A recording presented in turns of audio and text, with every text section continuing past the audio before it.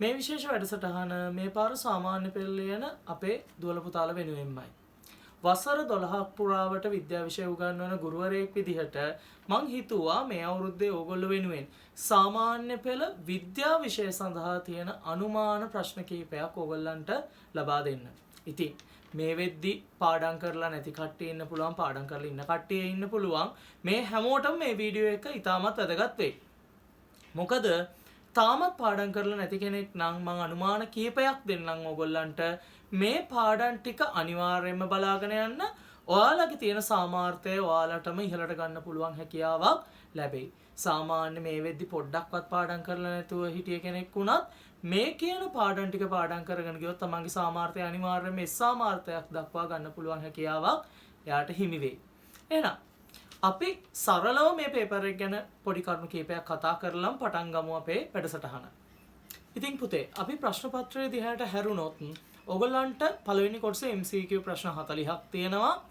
මේ ටිකට ලකුණු එකකට දෙක ගන්න ලකුණු 80ක් හිමි වෙනවා. ඔයගොල්ලන්ට දෙවෙනි කොටසට ගියොත් දෙවෙනි කොටසේ A හා B විදිහට කොටස් දෙකක් තියෙනවා. මේකේ A කොටසේ ප්‍රශ්න 4ක් තියෙනවා.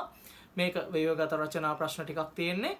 එතකොට මේ ප්‍රශ්න 4 ඔයගොල්ලෝ අනිවාර්යෙන් පිළිතුරු සපිය යුතුයි. ඊට පස්සේ අපි B පැත්තට ගියොත් B වල 5 සිට 9 දක්වා ප්‍රශ්න 5කින් සමන්විත වෙලා තියෙනවා B කොටස. එතකොට පුතේ පොදුවේ අපි මේ ප්‍රශ්න පත්‍රය සඳහා මුහුණ දෙන්න අවශ්‍ය කරන පාඩම් ටික ගැන බැලුවොත් ඔයගලන්ට සරල රේඛීය චලිතය, නිව්ටන් නියම, පදාර්ථයේ ව්‍යුහය, ඝර්ෂණය, බල ගූර්ණය, බල සමතුලිතතාව, ඊට පස්සේ ගත්තොත් ජීවීන්ගේ ලාක්ෂණික, මානව ප්‍රජනනය, සත්ත්ව වර්ගීකරණය, ධාරා විද්‍යුතය, ද්‍රව ස්ථිති පීඩනය, ඊට පස්සේ ප්‍රතික්‍රියා ශීඝ්‍රතාවය, 11 ශ්‍රේණියෙන් අපි අරගත්තොත් අම්ල භෂ්ම ලවණ, මිශ්‍රණ, තරංග, ප්‍රකාශ විද්‍යාව, ජෛව ගෝලය, මේ වගේ පාඩම් කීපයක් පුතේ අනිවාර්යෙන් අවශ්‍ය වෙනවා. ඒ වගේම ප්‍රභා සංශ්ලේෂණය, මේ කොටස් ටික අනිවාර්යෙන්ම ඔයගලන්ට අවශ්‍ය වෙනවා.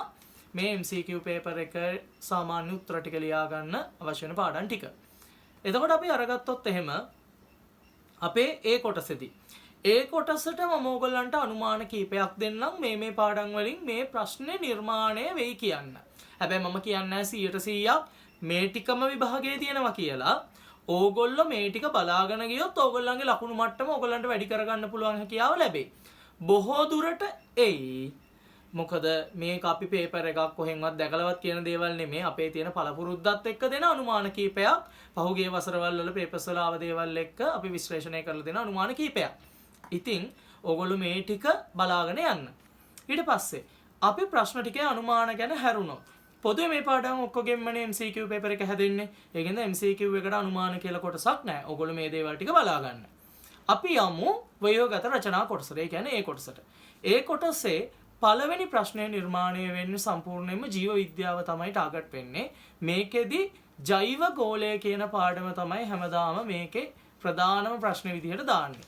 මේක ගැන විශේෂ කරුණක් කියනවා නම් මේ ප්‍රශ්නය ඇතුළේ පුතේ ගොඩාක් වෙලාවට අන්තර්ගත වෙලා තියෙනවා ඒ උත්තර පත්‍රයට ඕනි කරන. ඒ කියන්නේ මේ අපේ අහලා තියෙන ප්‍රශ්න වලට ඕනි කරන උත්තර ටිකක් ප්‍රශ්න පත්‍රයේම ගොඩක් වෙලාවට තියෙනවා.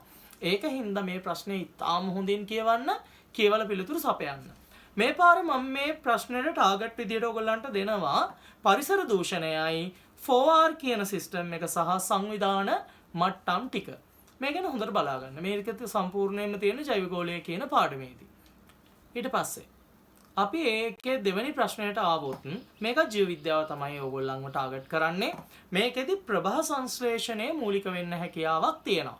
විශේෂයෙන්ම ප්‍රභා සංශ්ලේෂණය අපි උගන්වන ඔක්සිජන් පිට වෙනවා කියන පරීක්ෂාව මේක වෙනුවෙන් බලා ගන්න. ඒ වගේම තමයි තව ටාගට් එකක් මම මේකට දෙන්නම් අනුමානයක්. මේකෙදි පුතේ අර අපි 10 ශ්‍රේණියේ ඉගෙන ගන්නවනේ ශ්වසනය ගැන පරීක්ෂාවක් ජීවීන්ගේ ලාක්ෂණික වල අර ගෙම්බෙක් එහෙම අරගෙන කරන පරීක්ෂාව මේක බලා ගන්න. මේකේ ගෙම්බෙක් වෙන්නත් පුළුවන්, මුංගට වෙන්නත් පුළුවන් මේගොල්ලෝ දාන්නේ. ඒකින්ද ඔය පැති දෙකටම ගැලපෙන විදිහට මේක බලා ගන්න. ඊට පස්සේ අපි මේකේ තුන්වෙනි එකට හැරුණොත් තුන්වෙනි එක නියත වශයෙන් මෙන්න රසායන විද්‍යාව ප්‍රශ්නයක්. එතකොට පුතේ ඒ කොටස තුන්වෙනි එකට ඕගොල්ලෝ පදාර්ථයේ ව්‍යුහය නියත වශයෙන් බලලා තියාගන්න ඕනේ. මිශ්‍රණ බලලා තියාගන්න. මම හිතනවා මේ පාර හයිඩ්‍රෝකාබනයක කොටසක් මේකට අඳින්න දායි කියලා. ඒකෙන්ද බහු අවයවක ගැන යන ටිකයි හයිඩ්‍රෝකාබන ගැනයි හොඳට බලලා අවධානයෙන් තියාගන්න මේ කොටසට උත්තර ලියන්න. හතරවෙනි එකට ආවොත් පොදුවේ අවුරුදු වල වැඩිපුර අහන්නේ නිව්ටන් නියම වලින්. මේ පාර මම හැබැයි ටාගට් කරනවා නිව්ටන් නියම වලට අමතරව බල ගූර්ණය වගේ කොටසක් මේකට දායි. එහෙම නැත්නම් පුතේ අපි ඉගෙන ගන්න ධ්වනිය ගැන මේකට කොටසක් දායි කියලා. මේකට ධ්වනියේ ලාක්ෂණිකවල මොන හරි පරීක්ෂණයක් ඔස්සේ යන දෙයක් හරි එන්න පුළුවන් හැකියාවක් තියෙනවා. ඒකෙන්ද ධ්වනිය ගැන හොඳට බලා ගන්න. මේ විදිහට තමයි අපේ ඒ කොටසේ ගැන වේවගත රචනා කොටසේ අනුමාන ටික මම ඔයගොල්ලන්ට ලබා දෙන්නේ. ඊට පස්සේ අපි හැරෙමු B කොටසට. B කොටස ගත්තොත් පුතේ B කොටසේ පස්වෙනි ප්‍රශ්නේ නියත වශයෙන්ම ජීව විද්‍යා ප්‍රශ්නයක්. මේකෙදි පුතේ ගොඩක් දුරට ඕගොල්ලන්ට ශ්වසන පද්ධතියයි ස්නායු පද්ධතියයි කියන දෙක බලලා තියාගන්න. ස්නායු පද්ධතියත් විශේෂයෙන්ම ඔය ප්‍රතීක ඡාපය වගේ දේවල් ඊට පස්සේ අපි අරගත්තොත් එහෙම මොන හරි සංවේදනයක් අපිට දැනලා ඒක අපේ ස්නායු පද්ධතියට ගමන් කරලා නැවත ඒක ප්‍රතික්‍රියාවක් කරන අවස්ථාව දක්වා පැමිණෙන විදිහට ඒක ගැලීම් සටහනක් අඳින්න වෙන්න පුළුවන්. ඒ වගේ දෙයක් ගැන පොඩි අවධානයක් දීලා බලා ගන්න කොහොමද කරන්න කියලා. එතකොට පුතේ අපි 6 වෙනි ප්‍රශ්නේ පැත්තට හැරුණොත් 6 වෙනි ප්‍රශ්නේ සම්පූර්ණයෙන්ම කෙමිස්ට්‍රි කියන්නේ රසායන විද්‍යාව පාදක කරගන්න ප්‍රශ්නයක් තමයි එන්නේ. මේකෙදි ගොඩක් දුරට අම්ල භෂ්ම ලවණ වලින් ප්‍රශ්නයක් අහන්න පුළුවන් හැකියාවක් තියෙනවා. ඒ වගේම තාපජ ප්‍රතික්‍රියා පැත්තෙන් අහන්න පුළුවන් ප්‍රශ්නයක් තියෙනවා. තාපදායක තාපාවශෝෂක වගේ ප්‍රතික්‍රියා සුරෙන් ඊළඟට අපි අරගත්තොත් හයිඩ්‍රෝකාබන මිශ්‍රණ වගේ දේවල් ටිකක් මේකට සම්බන්ධ වෙන්න පුළුවන් හැකියාවක් තියෙනවා. ඔය ටිකෙන් තමයි බොහෝ දුරට මේ 6 වෙනි ප්‍රශ්නේ නිර්මාණය වෙන්න හැකියාව තියෙන්නේ. ඊළඟට අපි ගියොත් පුතේ 7 වෙනි ප්‍රශ්නයට. මේක ගොඩක් දුරට ෆිසික්ස් ප්‍රශ්නයක් තමයි ඕගොල්ලන්ට හම්බ වෙන්නේ. ඒ කියන්නේ භෞතික විද්‍යා ප්‍රශ්නයක්. මේක ඇතුළේදී පුතේ ද්‍රව පීඩනය, සරල රේඛීය චලිතය, ප්‍රකාශ විද්‍යාව කියන පාඩම් තුන මූලික වෙන්න පුළුවන්. මේ තුනෙන් තමයි බොහෝ දුරට මේ ප්‍රශ්නය නිර්මාණය වෙන්නේ. මම හිතනවා මේ පාර මේක බොහෝ දුරට ප්‍රකාශ විද්‍යාව හා සරල රේඛීය චලිතය කියන පාඩම් දෙක මූලික වෙලා අහයි කියලා. ඊට පස්සේ 8 වෙනි එකට ආවොත් පුතේ 8 වෙනි එක ගොඩක් දුරට ජීව විද්‍යාව සහ භෞතික විද්‍යාව කියන දෙක සම්බන්ධ වෙන ප්‍රශ්නයක්. එතකොට 8 වෙනි එකේදී ඔයගොල්ලෝ ප්‍රවේණිය කියන එක අනිවාර්යෙන් බලාගෙන යන්න. ජීවි පටක ගැන බලාගෙන යන්න ඕනේ. ධාරා විද්‍යුතය හා අර විදුලි ඒකක් ගැන අපි හදන පාඩමක් තියෙන විද්‍යුත් ක්ෂමතාව ගැන මෙන්න මේ පාඩම් බලාගෙන යන්න. මේ ටික තමයි මම මෙතෙන්ට දෙන ටාගට් ටික. එතකොට පුතේ 9 වෙනි ප්‍රශ්නයට අපි ආවොත් මේක ගොඩාක් දුරට හැම පාරම වගේ මූලික වෙන්නේ රසායන විද්‍යාව සහ භෞතික විද්‍යාව. මේකෙදි ඔයගොල්ලෝ ගොඩක් දුරට බලාගෙන ඉන්න ඕනේ විද්‍යුත් රසායනය සහ ඉලෙක්ට්‍රොනික විද්‍යාව කියන කොටස. ඉතින් මේක ටිකක් අමාරු ප්‍රශ්නයක් අනිත් ඒවාට සාපේක්ෂව. මේක හොඳට පුළුවන් කෙනෙක් ඉන්නවා නම් හැබැයි මේකයි පාඩම ඕගොල්ලන්ට හොඳට ඔළුවේ තියෙනවා නම් ලේසින් ප්‍රශ්න දෙකක් තමයි මේක. ඉක්මනින් අපේ ලකුණු ටික කලෙක්ට් කරගන්න පුළුවන් ඉතින් ප්‍රශ්න ටික. ඒක හින්දා කවුරු හරි කෙනෙක් හොඳට පාඩම් කරලා තියෙනවා නම් මේ ප්‍රශ්නේ තෝරගත්තට ගැටලුවක් නැහැ. මේක අනිවාර්යෙන් විද්‍යුත් රසායනය සහ චුම්බක ප්‍රේරණය බොහෝ දුරට දායි. ඉලෙක්ට්‍රොනික විද්‍යාවටත් සාපේක්ෂව මෙතෙන්ට මේ පාරෙන්න හැකියාව තියෙන චුම්බක ප්‍රේරණය කියන කොටස. ඉතින් මේ ටික තමයි මම මේ පාර දෙන ටාගට් ටික වෙන්නේ ඕගොල්ලන්ට සාමාන්‍ය පෙළ විභාගයේ විද්‍යාව විෂය සඳහා. ඉතින් පුතේ මගේ විද්‍යාව අවසාන සම්මන්ත්‍රණය මන් තියන්න බලාපොරොත්තු වෙනවා ලබන 9 වෙනි සඳුදා. මේක පවත්වන්න බලාපොරොත්තුව තියෙන්නේ දිදුල ආයතනයේ උදේ 8 සිට සවස 5 දක්වා කාලය ඇතුළත.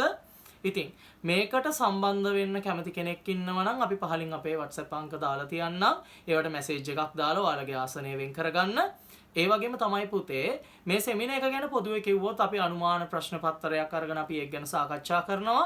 ඕගොල්ලන්ට ඒ අනුමාන පාඩම් වලට අදාළ කෙටි සටහන් සහිත නිබන්ධනයක් අපි ලබා දෙනවා. ඒත් එක්කම සම්පූර්ණ පේපර් එකක් ඕගොල්ලන්ට අපි ලියවලා ඒ අදාළ කාල සීමාවක් ඇතුලේ අපි ටයිම් මැනේජ්මන්ට් ගැන ඊට අමතරව අපි කොහොමද මේ පේපර් එකට මුහුණ දෙන්න ඕනේ කියන එක ගැන ඒ හැම දෙයකටම අදාළ පොදු දේවල් කීපයක් අපි සාකච්ඡා කරන්න බලාපොරොත්තු වෙනවා. ඉතින් මේ සෙමිනාර් එකට සහභාගී වෙන්න කැමති කෙනෙක් ඉන්නවා නම් ඔයගොල්ලෝ අනිවාර්යෙන් පහළ දාලා තියෙන WhatsApp අංකයට අපිට මැසේජ් එකක් දාලා අපිත් එක්ක සම්බන්ධ වෙන්න. එහෙනම් පුතේ තව පොඩි පණිවිඩයක් තියෙනවා.